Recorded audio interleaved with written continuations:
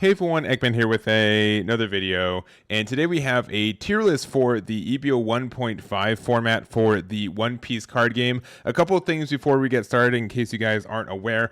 This current weekend is the last weekend that we have the entirety of OP06 and EBO1 at full strength. Then after this weekend we have Rejection, Sakazuki, as well as Great Eruption banned completely from this card game. So between that and OP07 getting released, we have two big weekends of events here in North America. We do have a regional in Mesquite, Texas, as well as an online regional at the end of the month. So we have 2 weeks of this kind of corner meta where it has all of EBO1 legal, but Rejection, again, Great Eruption, and Sakazuki are banned, and OP07 is not quite out yet. So it's a unique meta for this card game that hasn't been seen at a large scale, and because of that, it's really exciting in a lot of ways.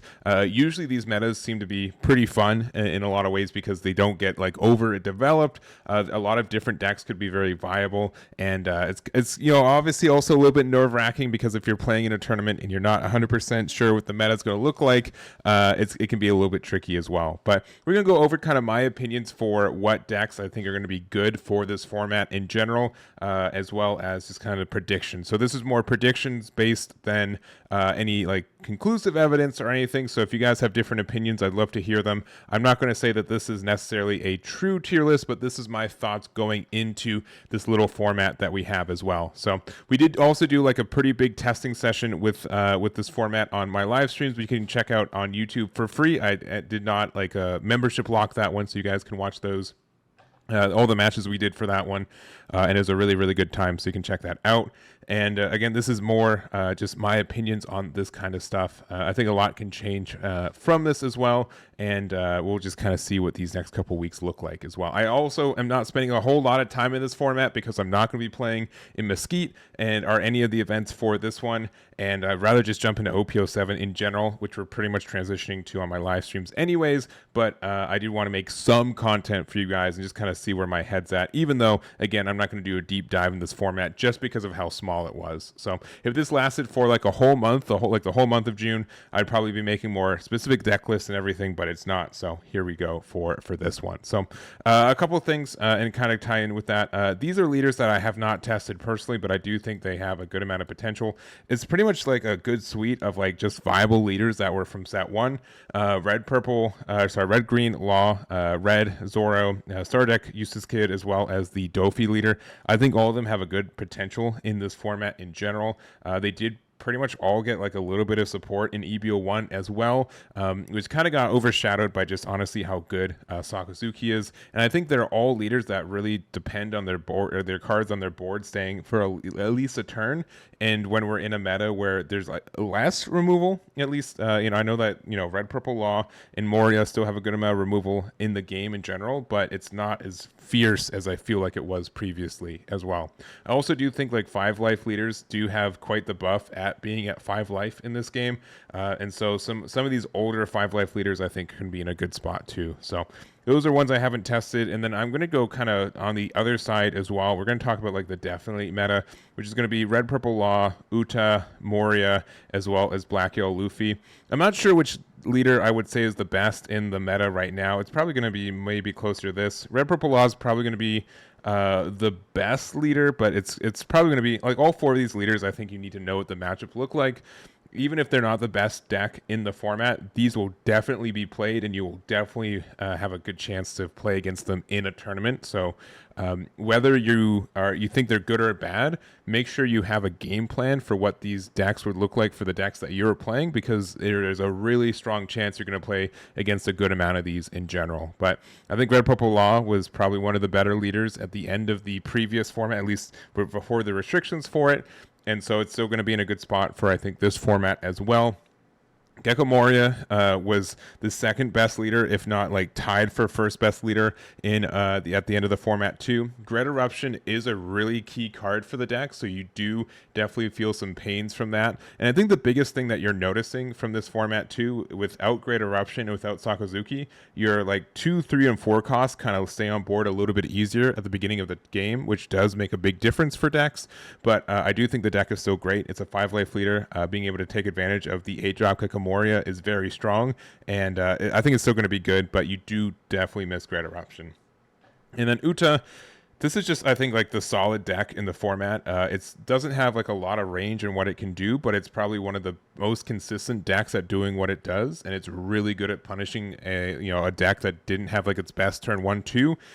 It's just very strong in a lot of ways too, especially since again there's less removal. I think part of the big reason that Sakazuki was so good was that it was pretty easy for the deck to get either like double removal or removal while building like a pretty big board in a lot of ways.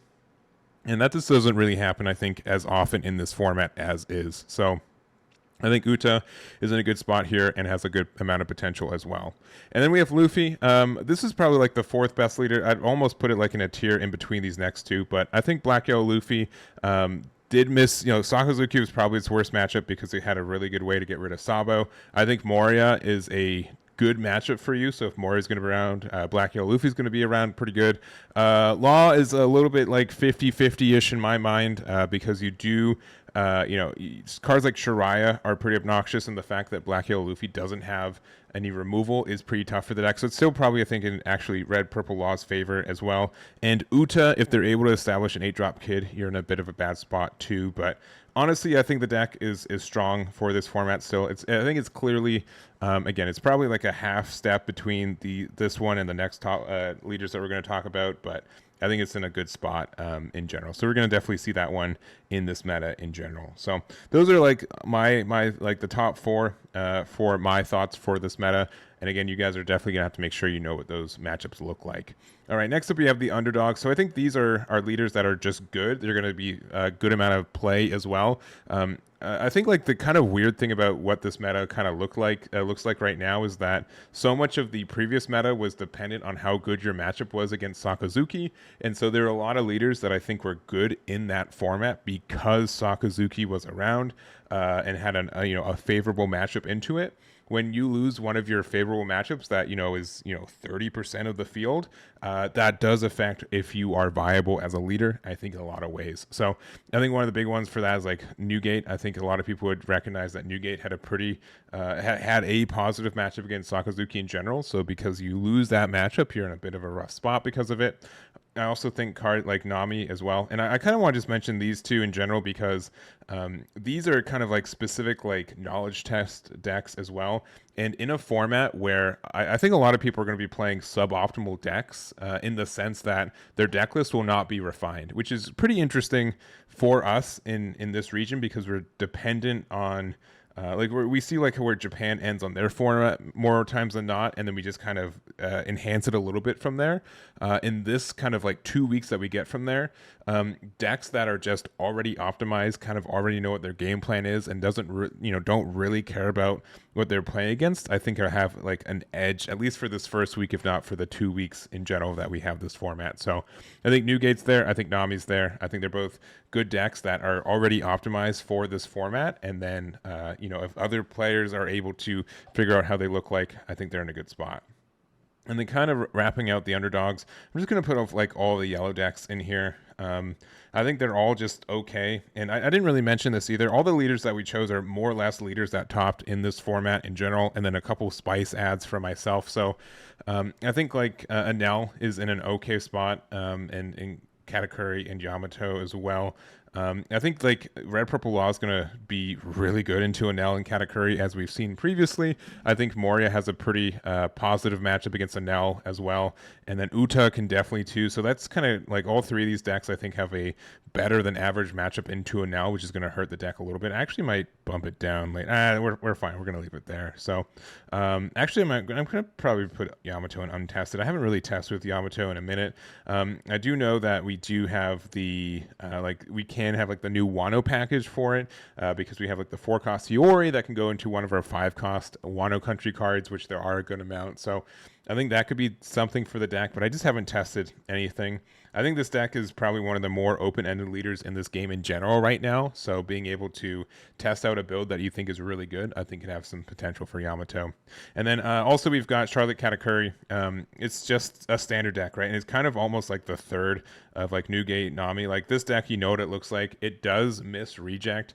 I think Reject was a really good finisher for the deck as well. So being able to not have that anymore, I think impacts that a lot. I think Anel also hurts from that. There are a lot of copies of Yamato that weren't running it anyways that I was seeing. So I think the biggest thing is that like your opponent had to always respect that reject could just lose them the game next turn, so they have to play around it. So even if they did play around it, it meant that they had to play something usually suboptimal if you didn't have it. So I think the fact that yellow has less of a finisher for this game means it's just kind of a half step down as well. So I think we'll see a good amount of Katakuris and L and Yamatos, but I don't think they're going to be at the same level as the other four up here at the top there. So and then we got our new potential. So this is just kind of a spot where these are just decks that never really topped, are very, very rarely topped in this, and then I kind of think have a chance for this new meta. So in general, we do have what I think the one that if I was to play in this format and take it super seriously, I think Perona would probably be one of the decks that I tried the most. I did a good amount of testing with it on my live stream that I mentioned earlier, and I think like the Wano package, even though it's incomplete without the one drop Otama from set 7, there's a lot that's really going for it, and the fact that like Sakazuki, it's like a worse Sakazuki because it's a green black leader, so you get all the black cards. You get some good removal from green, and you get some really cool combos that you get from 8-drop Gecko Moria. I think the deck is in a really good spot because again, a worse Sakazuki is still really good, right? The leader got banned, right? So anything less than that is it still has some potential for it. So I've been playing with some builds. I think that if I could spend like a week to actually try to refine one and do a lot of testing with it, I could get into a good spot. I don't have that time, nor will I. So I'm not going to say, like, I did make a video over my current findings and everything, but I think the deck has some good legs in this one. If I was to kind of cope on like a really good deck in this format specifically, I think Perona has a real good chance for that as well. So I'm going to put that there. I think the hardest matchup that I played was Red Purple Law. It would have to be a matchup where I'd have to do some more techs against specifically, but there's a lot going for it, and I really like what the deck's doing in this format. And then next up, I think next is like Yellow Purple Croc. Same kind of thing. It definitely got hurt by the Sakazuki, where they could just continually remove your big drops and then and also establish like a Gecko Moria. Ice Age could get rid of your big 8 or 9 drop that you played last turn, which just was rough. It was rough for the deck in general, where they were able to establish something and get rid of your previous card, and it's eventually just play enough cards to go wide. So obviously, like big Gecko Moria still has that effect, but they have a harder time getting rid of your big 8 and 9 costs, so you have a little bit more potential for it. I think honestly, like the Trafalgar Law matchup is kind of the rough one for this deck in general, but I think Yellow Purple Croc has some good mentality and good text for what the deck looks like, and more consistency too. I think the 3-drop Miss Wednesday will get more consistently the ramp because we just don't have as many ways to get rid of it early. Unless they want to like do like a really early like Gordon Trafalgar Law effect, or if they want to use like a Suru into Absalom kind of thing, which I think is still in your favor, you're almost always getting the ramp, which is really, really nice. Since again, like not a lot of decks have like some early interaction for the cards anymore, right? Because otherwise, like Gecko Mori with Great Eruption Absalom or Sakazuki could just like Hound Blaze it away. So I think that's something that's impactful for this deck in general in the matchup. And then to kind of wrap it off, we do have the Green Purple Croc. I think this, or not Croc, Dofi. I think this deck has a lot of potential too. I think it lost a lot to just Sakazuki. Again, being able to remove your threats and apply pressure at the same time, like Hound Blaze was really good for you. So I think this has some good potential. It did get like a new event, and a lot of people have been testing against it as well. And I think it's something that can definitely take advantage of the fact that Law and Moria are both decks that just spits out a lot of 4s and 5 costs, where you have ways to interact with that with the Birdcage and other techs that you get from Green Purple Dofi. So I've done some testing with it. I don't have a list that I'm happy enough to put out right now, but I do think it's something that can potentially counter the meta, which is kind of tough when we have so little time between start of meta and end of meta. But I do think there's some real good potential with the Green Purple Dofi from my own experience as well. And then lastly, we have Ivankov. I think this deck is really fun. I know I'm going to put it like at the end. This is kind of like the end of my new potential one. I don't think that this one is as relevant as others could be, but it does have that potential for it as well. So In general, I do think like it can like starve out a red purple law in a lot of ways. The amount of tempo that it makes is really tricky for leaders to kind of deal with, being able to play a 7 cost and a 6 cost.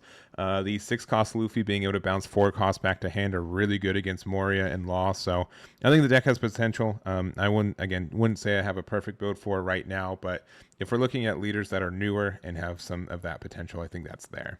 And then lastly, we have the Odin. This one's just more of just not my own personal experience, but I do see I do have some friends who are testing it out and doing a lot of testing with it as well. It's going to be a tough leader to do, I think, well with, but I would 100% agree that Sakazuki was one of the hardest matchups for this deck, and so because of that, that the Odin is just in a better spot. We're a deck that really likes to make these 5-cost 7k bodies hit the board, and if we're able to do that, they're a little bit tricky for Gecko Moria to handle. They're also a little bit tricky for Law to handle because they have to use like a -5k effect instead, or sorry, a -4k effect instead of a -3 from like a Gordon or Raise Max. So it can definitely get enough value to, get some bodies on board that are harder for the current meta decks to remove cleanly, and that gets you a lot of advantage, I think, in a lot of ways. So I think the deck is fine. There's definitely ways to build it, and I think it could be a good counter to what this meta looks like. And I think it can be suited to have a good matchup against Law and Moria in this current format. So there it is. And then lastly, these are unlikely. These are decks that have topped, and I think could have some potential as well.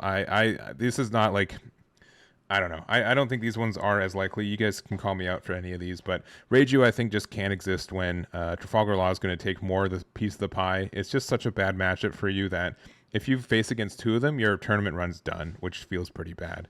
Red Purple Luffy, kind of the same as Newgate, where I think that the deck had a really good matchup against Sakazuki, but there's just some decks like this guy just has a rough time against in general. I do think it has a good matchup against Black Yellow Luffy, because if you're able to take another turn, you do get rid of their leader buffs, which feels pretty good, but I don't know if it's going to be in this format in general, but I do want to mention it. I do think it does have some potential, but unlikely in my mind. And Purple Luffy's kind of the same way.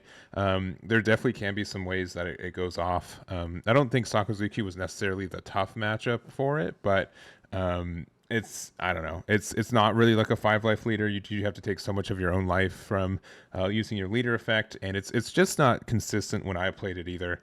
It does have some like really high ceilings though, and it can do good, but it's there. And then Sabo, I like this deck, to be honest, but it doesn't really like 5-life leaders based on my own testing. I think Moria is a pretty tough matchup for it, and Uta as well, especially if they establish Eustace Kid. And then the other thing is that like the Trafalgar Law leader can sometimes just bomb deck your stuff. So I like this leader a lot. If it does well, I'd be super happy. I just don't think it's very likely. So that's kind of the end of this video as it is, though. I'm going to quickly go through in case you just skip to the end here. You know who you are. So definitely meta. Again, our leaders that I think are going to be present no matter what. I think these are leaders that you're going to 100% have to at least know the matchup is, because there's a very good chance you're going to play against at least one of them in a tournament. Underdogs, I think, are ones that are just okay. I think they're still going to be present, but not at the same level. You do kind of have to know the matchup, and Newgate and Nami specifically, I think, are just kind of knowledge matchups at this point, and are decks that are just going to be optimized from day one, because they haven't really changed the last couple sets. They're just the same deck with some minor changes essentially. So because they're optimized in a format where most decks day one will not be optimized, that's a little bit of an edge for them, and I think they're going to do better in the first week, and then maybe not in the second week, or maybe just good for both weeks because it's such a short format. And then we also have Katakuri and Anel. I think yellow in general is fine. They both definitely do miss reject, but they can be strong. They're just not as consistent as sometimes, and missing the finishing power is really impactful for both decks too. New potential are just decks that didn't really top in this format that I think could do really well if kind of set up right. Again, if I was to play in this format in a competitive sense, I'd probably play Perona. I'd do a lot more testing and probably some more deck building with it, but I did make a video again yesterday if you guys want to check it out and see where I'm at currently as for that one. And then unlikely are just decks that kind of topped, or people I've seen have talked about it, but they are not really on my radar to do well in this format, but I could be wrong. And then untested again, these are ones that I think there's potential, but I haven't done enough testing or conclusive testing to really have a solid opinion on it. But I think they're all just kind of generically good leaders in general that could do well. I just, I don't know. I just haven't had enough testing to have more definitive opinions on them either. So there it is. So I hope you guys enjoyed this video. Again, a bit of a weirder tier list, and also not as much data as I usually like to go with, more just kind of instincts and thoughts and opinions on this one. But I wanted to get it out and just kind of show you guys where my head's at for this format. So that's going to be it for me. Let me know what I got right. Let me know what I got wrong. And I hope you catch you all next time.